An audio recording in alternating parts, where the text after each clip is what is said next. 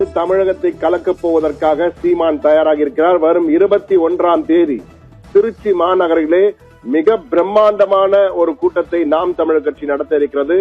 தேர்தல் களம் காண்பதற்காக அந்த கட்சியின் வேட்பாளர்கள் 234 தொகுதிகளில் போட்டியிடுகின்ற வேட்பாளர்களும் ஒரே மேடையில் வைத்து அறிமுகம் செய்து பேச இருக்கிறார் நாம் தமிழர் கட்சியின் தலைமை ஒருங்கிணைப்பாளர் சீமான்.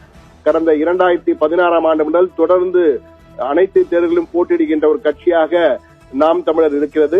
2016 1% வாக்குகள், 2019 3% வாக்கு, 2021 6.5% வாக்கு, 2024ஆம் ஆண்டு நாடாளுமன்ற தேர்தலில் 8.2% வாக்குகளை பெற்று அந்த கட்சி 8% மேலும் வாக்குகள் வாங்கியதால் மாநில கட்சியாக நாம் தமிழர் கட்சி அங்கீகாரம் பெற்றது. அங்கீகாரம் பெற்ற கட்சியாக முதன்முறையாக களம் காண்கும் நாம் தமிழர் கட்சி சீமான் இந்த முறை மாற்றத்தை விரும்பும் மக்களின் மாநாடு என்ற பெயரிலே மாபெரும் மாநாடு ஒன்றை 2026, அதாவது மாற்றத்தை விரும்பும் மக்களின் மாநாடு 2026 என்ற பெயரிலே இந்த மாநாட்டினை நடத்துகிறார். இந்த மாநாட்டிலே தமிழகத்தில் 234 தொகுதிகளிலும் களம் காணப்போகும் நாம் தமிழர் கட்சியின் வேட்பாளர்கள் ஒவ்வொருவராக அறிவிக்கப்பட இருக்கின்றனர்.